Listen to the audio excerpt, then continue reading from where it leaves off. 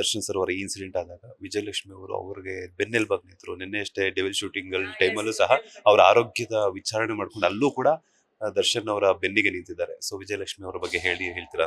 S, Nari Shakti ತುಂಬಾ ಮುಖ್ಯ ಆಗುತ್ತೆ ಮಂಜು ಅವರೇ. ಅಂಡ್ ನಾನು ಹೇಳಿದೆ ಗೊತ್ತಾ, ನೀವು ಅವಾಗ್ಲೇ ಎಷ್ಟೊಂದ್ ಜನ ಮದ್ವೆ ಆಗ್ತಾರೆ, ಯಾವ ತರ ಕ್ವಾಲಿಟೀಸ್ ಇರ್ಬೇಕು ಅಂದ್ರೆ ನೋಡಿ, ಹುಡುಗನ್ಗಷ್ಟೇ ಆ ಕ್ವಾಲಿಟಿ ಅಲ್ಲ, ಆ ಹೆಣ್ಣು ಅನ್ನೋಗೂ ಆ ಕ್ವಾಲಿಟಿ ಇರ್ಬೇಕು. ಆಕೆ ಸಹಿಸ್ಕೊಂಡು, ಆಕೆ ಒಂದು ಸಹಕರಿಸ್ಕೊಂಡಿದ್ರೇನೆ ಮಾತ್ರ ಜೀವನ ಚೆನ್ನಾಗಿರಕ್ ಸಾಧ್ಯ.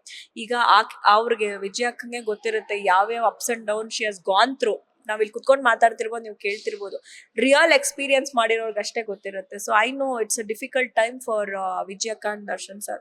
ಅದ್ರಲ್ಲೂ ಇಬ್ರು ಒಬ್ರಿಗೊಬ್ರು ಬಿಟ್ಕೊಡದೆ ಕೊನೆಗೆ ನಾವೇ ಅಂತ ನಿಂತು ಇವತ್ತು ಜೊತೆಲಿದ್ದಾರೆ. ಇವತ್ತೊಂದು ಸಕ್ಸಸ್ಫುಲ್ ಆಗಿ ಚೆನ್ನಾಗ್ ಆಗ್ತಾ ಇದಾರೆ ಅಂದ್ರೆ ಆಕೆದು ಶಕ್ತಿ, ಆಕೆ ಒಂದು ತಾಳ್ಮೆ, ಆಕೆ ಒಂದು ಧೈರ್ಯನ ಮೆಚ್ಚಬೇಕಾಗಿರೋದು. ಎಷ್ಟೊಂದ್ ಜನ ಹೆಣ್ಮಕ್ಳಿಗೆ ಇನ್ಸ್ಪಿರೇಷನ್ ಅವರು.